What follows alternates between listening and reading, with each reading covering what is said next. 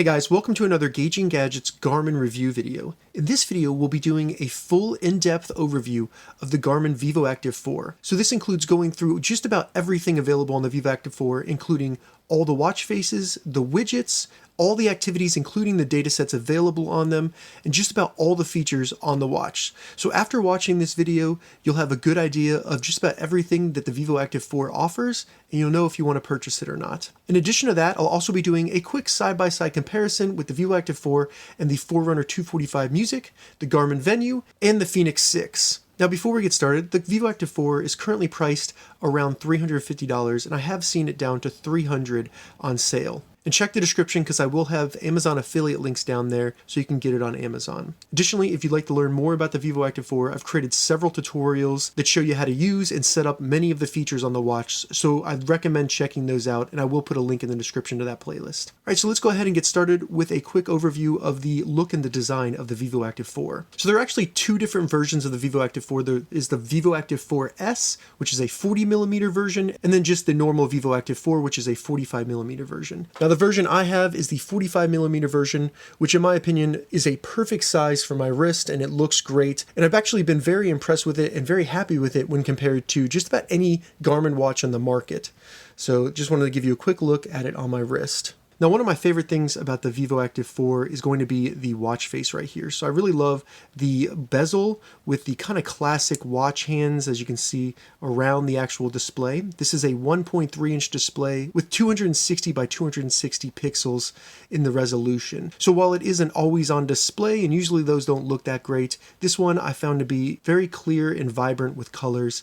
No issues at all when it comes to anything like that. Now, while this is a touch screen, you do have two buttons on the right side that just aid with navigation and controlling it. I love how they are a little bit smaller, but they made them longer. It's very easy to find them and use them without looking at the watch, and you can really tell when you've hit it. They give you some nice feedback, so you do know that when you hit the button, the watch is registering it. Looking at the back of the watch here, you have the standard heart rate monitor and the standard charging plug, and that means that if you lose the charging cable that is provided, you can buy a new one for like $5 to $10 on Amazon, so nothing to worry about there. And then this heart rate monitor is basically used on all of the Garmin devices now. It also includes pulse ox, which is kind of a red LED that comes out of here. Now it doesn't stick out too far, and I really haven't noticed any discomfort from it at all.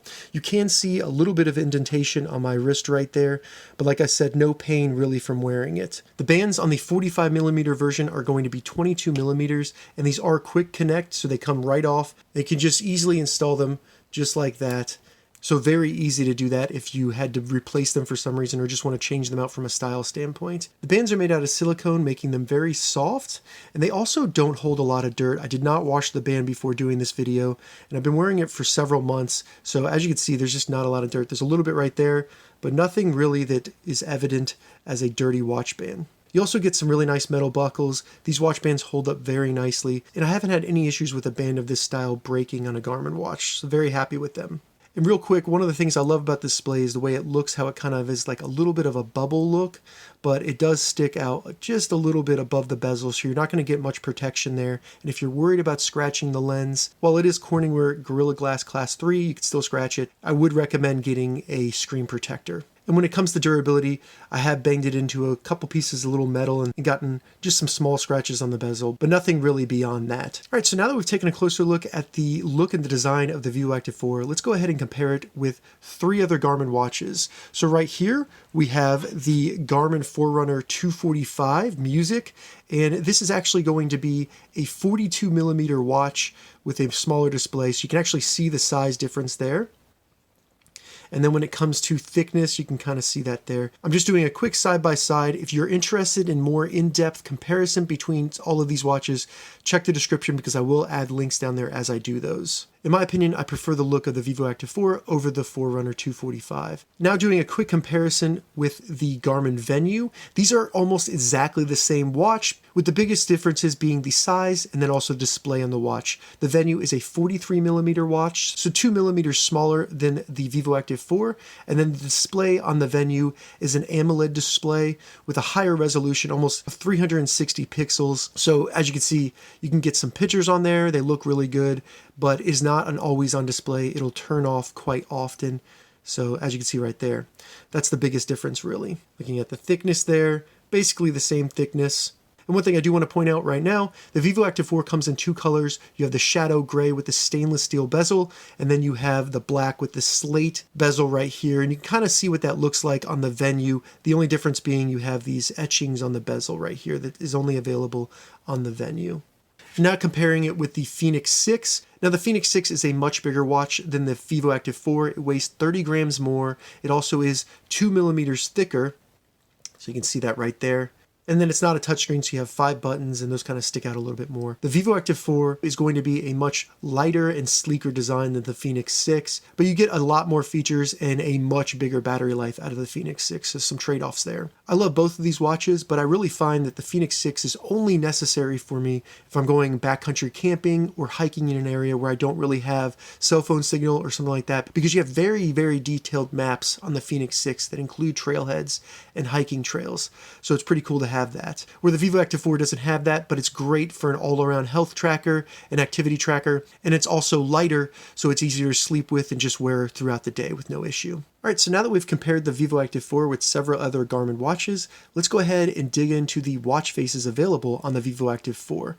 And we do that by simply holding on the bottom right button till we see the menu and then select watch face. Now the watch will come with several pre-configured watch faces, and you can swipe through those and pick one if you want to, and you can do that by just selecting it, and that'll make it your watch face. You can also edit them by selecting the little pencil and going through all the options right there.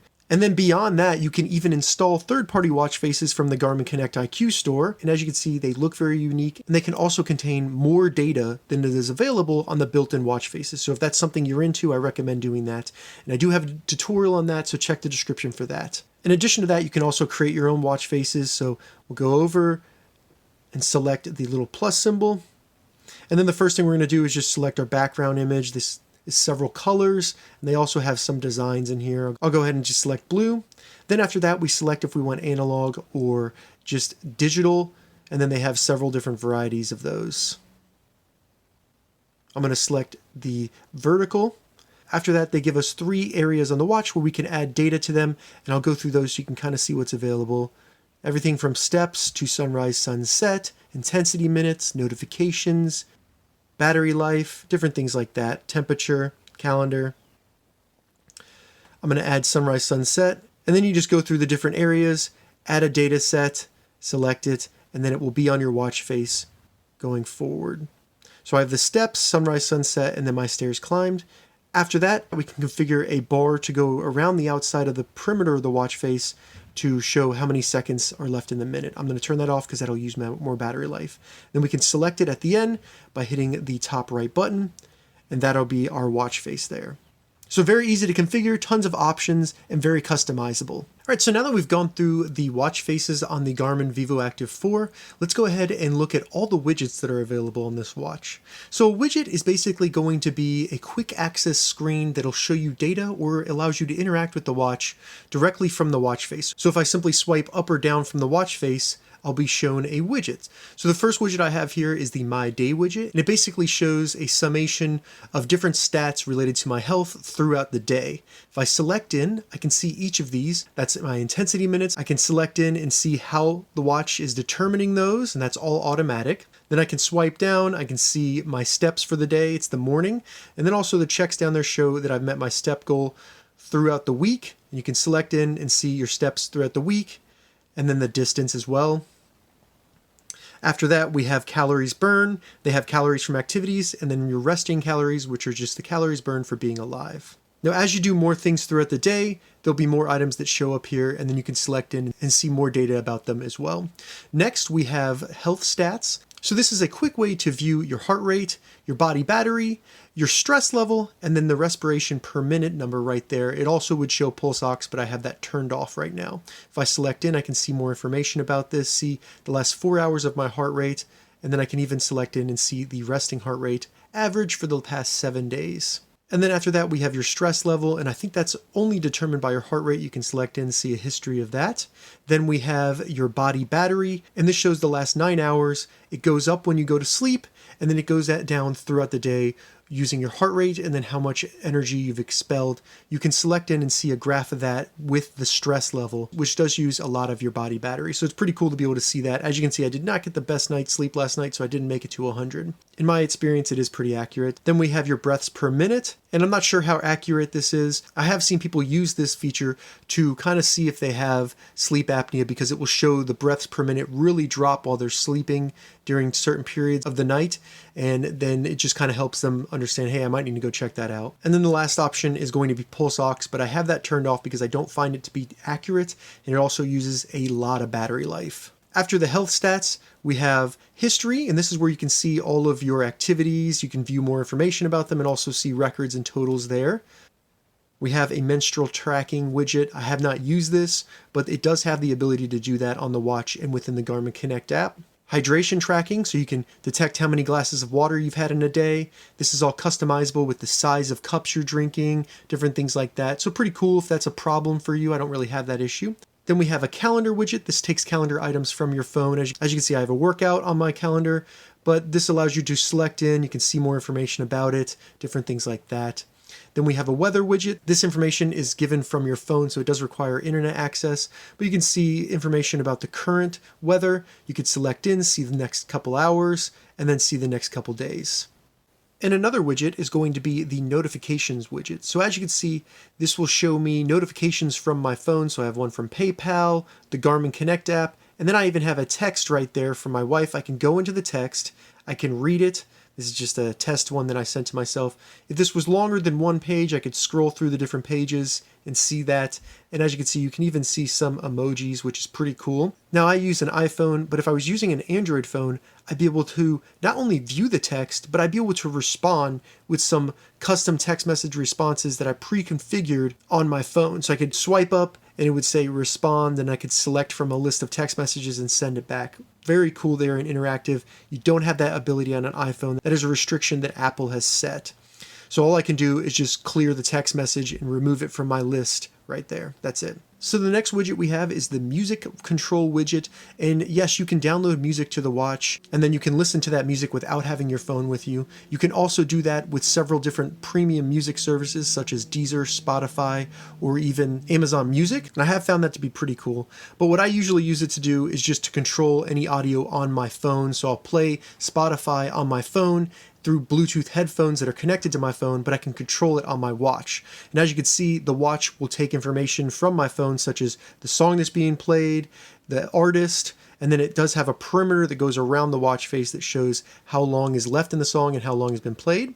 You can also control the volume on your phone, which is really cool because I'll be in the shower, I need to turn up or down the volume, and I can do that all from my watch.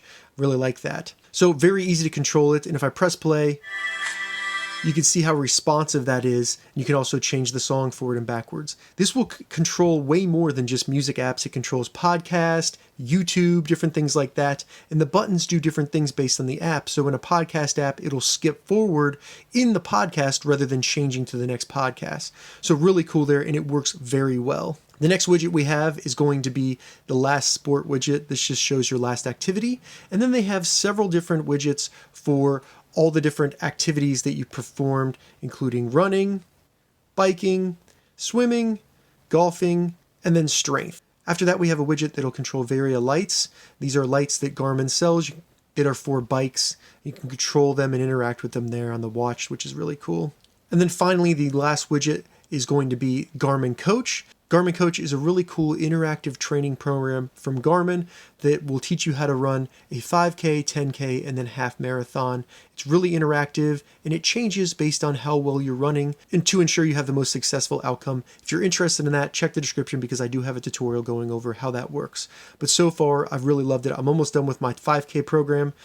Really excited to finish that. All right, so those are all the widgets available on the Vivoactive 4. Now let's go in and check out all the available activities on the Vivoactive 4, and then from there we'll go into the activity settings. You can see all the different data that is tracked on the watch through the activities. So to get in the activities, you start one by selecting the top right button.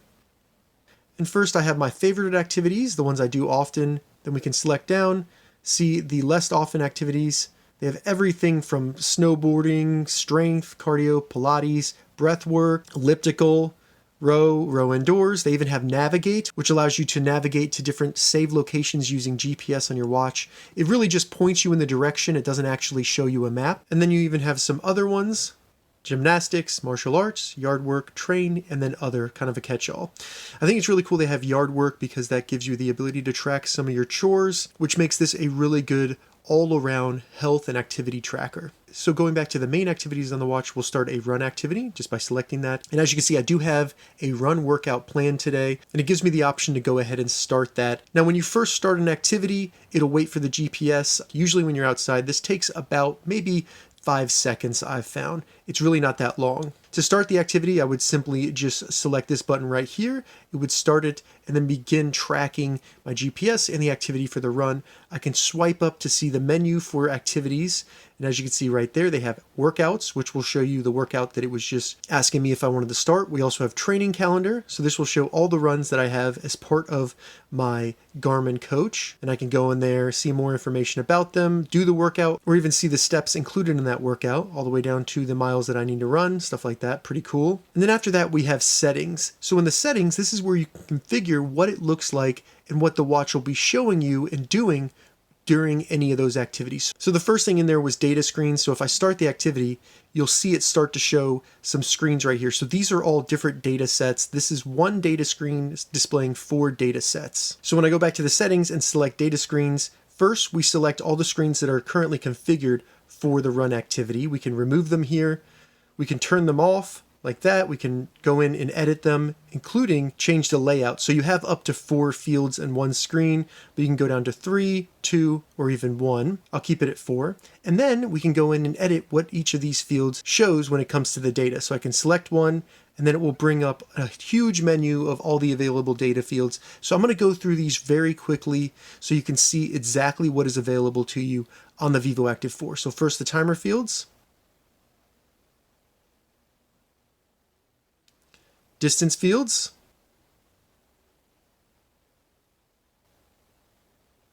pace fields, speed fields,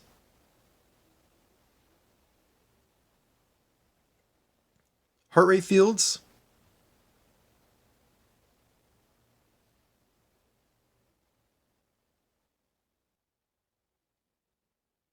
cadence fields, temperature fields, elevation fields, and then other fields. So these are pretty cool: calories, laps, steps, sunrise, sunset. Pretty cool information there. So those are all the data fields that you can display and see while you're working out. After data fields, in the run settings, we have alerts. And this is where you can actually add alerts for all kinds of things, such as heart rate. So you can have it alert you to keep you between a certain heart rate zone. If you go below it or above it, it'll let you know. You can also do it for run walk. So you can set it to run for 5 minutes, then alert you to walk for a minute, and then continue to repeat that as many times as you want. You can also do pace alerts, time alerts, distance alerts, cadence alerts, all the way down to calorie alerts. And then if you want to, even do custom alerts to remind you to drink after a certain distance or time, or to turn around because you've gone too far or been running for too long. There's so many things there that are customizable and interactive based on your run itself. So there's tons of stuff you can do there. Very cool.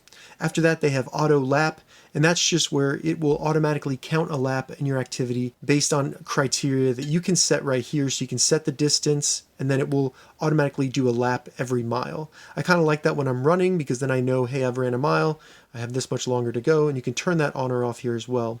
After that, they have auto pause, and this will pause the activity automatically when you stop. Maybe you stop to stretch or tie your shoes or talk to a friend. It'll pause that activity so it doesn't mess with your times and your records, things like that. And then also if your pace goes down. Then after auto pause, they have auto scroll, and this is just where it will go through the different data screens you have configured, kind of like how a treadmill will do that, where it kind of cycles through the data as you go by a certain amount of time, and you can make that slow, fast, different things like that. It's pretty cool. The next thing we have is GPS. This is pretty unique to Garmin, where not only do they have GPS, but you can get GPS plus GLONASS, and GPS plus Galileo. And what those are just different types of GPS that have been created by different countries or regions around the world. So you might get a faster sync depending on where you're at if you use GLONASS or Galileo. And I think if you're having slow GPS syncing, it's worth it to try those. Next, we have accent colors. So these are just the colors that'll be displayed during your activity on the different data screens with the text, stuff like that. And then we have the background color. You can have it either white or black. Maybe it'll make it easier to see. So those are all the run settings available. All right, so now that we've gone through the watch faces, the widgets, and the activities, what I want to go through is something called the control menu. So the control menu is really just a way to quickly access some of the features on the watch. So to get to it, you hold down the top right button right here for just a second or two. And then as you can see, it shows me my battery life. And then I have all these options around the side. These can all be customized, but they do some pretty cool things. So first you have a power button at the top. Then we have a flashlight, and that turns the screen white, turns the brightness all the way up. And you can actually see a lot of stuff with this and navigate at night. I've actually used it to change my thermostat or see in a tent when I'm camping. It works actually very well, surprising. We also have manually sync. After manually sync, we have find my phone. So this will trigger your phone, look for it, and then my phone's going to start making noise, and then it will start vibrating as well. It should start flashing on an iPhone and an Android phone, but it's not doing that for some reason. It also, on the screen there, will show a proximity to the phone. So if I get further away, it goes down, up, so it's easier for you to find. It's also very responsive, as you can just see. We have save my location, so if I do this, it'll start locating satellites, so I can save my exact coordinates on my watch and then navigate to them later. We have do not disturb mode, which just prevents any notification or alerts related to not moving. Turn that on or off. You have the ability to turn on or off the Bluetooth on your watch, so if you want to disconnect from your phone very quickly. You have the ability to set the time on the watch by using GPS, so this is great when you're traveling, switching through time zones. It will quickly update not only the time on the watch, but also the sunrise, sunset. Quickly access to change the brightness on your watch. I have it turned all the way up for this tutorial. And then you can lock the watch face, and this will prevent any button presses or anything like that. And you can unlock it by just simply holding the button right here.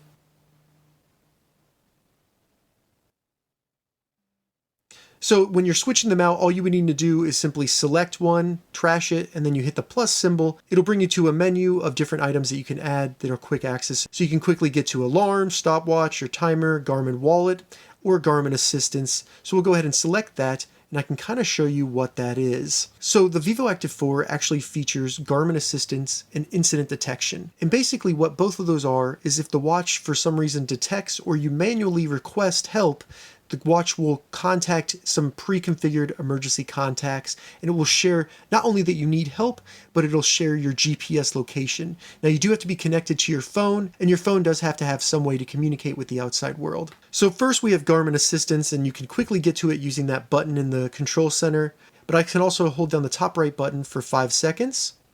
That'll bring it up and start counting down. So it's going to send it in 5 seconds. I'm going to cancel that so I don't freak out my family. And if you'd like to learn more and see some examples of these two things, then check the description because I have a tutorial going over that. Incident detection will basically do the same thing, except that it will automatically detect some sort of fall or something like that and trigger the notifications to be sent out. And those are limited to the following activities. So run, bike, and walk. Those are the only activities where you can do incident detection, but if you have that turned on and you're on a run activity and you fall down, there's a chance that the watch will detect that. And then if you have emergency contacts set up, send out a message to them, letting them know that you fell and that you might need assistance. So it's pretty cool. And I definitely could see this helping people if they were to get injured or they just need assistance manually, letting people know directly from their watch that they need help. So we've gone through just about every feature on the watch. With the Vivoactive 4 compared to the Vivoactive 3, they actually added something that's pretty cool. So this is called shortcuts. So from the watch face, instead of going up or down like a widget, I can go from left to right, and that'll quickly bring up something that I configured. So I have it configured to bring up the music controls, because I like to be able to quickly get to that if I'm running or something like that. In the menu, I can go to shortcut, and then I have all these items right here that I can quickly bring up through swiping from left to right from the watch face. So you can bring up the flashlight, you can save your location, alarm, stopwatch, timer, brightness, the wallet, or you can also disable it altogether. But I think that that's a really cool feature. I really have enjoyed having the quick access to the music app. Makes it much better than a widget in my opinion. So a couple last things I want to talk about before we wrap this up. Now when it comes to battery life on the Vivoactive 4, it is highly influenced by what settings you have on the watch. If you have the settings configured to be very moderate but still usable, you can definitely get the 7 days that are advertised. If you're doing activities regularly, that's going to cut that down, especially if you're doing them every day. I think that's going to bring that down to around 4 or 5. But still, for a smartwatch that does this much and is always connected to your phone and showing notifications, I think that 5 to 7 days is acceptable. Another thing I always get questions about are with alarms. You can definitely set alarms with this, and one of the cool things about it is it'll be just like setting an alarm on your phone where you can configure the time, the date, and then what days that will happen either on the weekends or select days of the week, things like that. And just for reference, so you understand exactly what's going to happen if you set an alarm on the Vivoactive 4, this is what it will look like. So it is vibrating, it's not making a noise, the screen has lit up, the brightness has come on, so you don't have to worry about waking up anybody next to you in bed, and you can also snooze or dismiss the alarm. If I snooze, it'll come back on in about 10 minutes. Alright, so that was a full overview of the Garmin Vivoactive 4. Hopefully this gives you a really good idea if the Vivoactive 4 is something you want to purchase in the future, and then also how to use it and all the features you can get out of it. If you have any questions about the Vivoactive 4, leave a comment below, I'll get back to you as soon as I can. If you'd like to see more Vivoactive 4 reviews and tutorials, check the links in the description. If this video helped you, give it a thumbs up, and please consider subscribing to my channel, Gauging Gadgets, more gadget reviews and tech tutorials. Thank you so much for watching.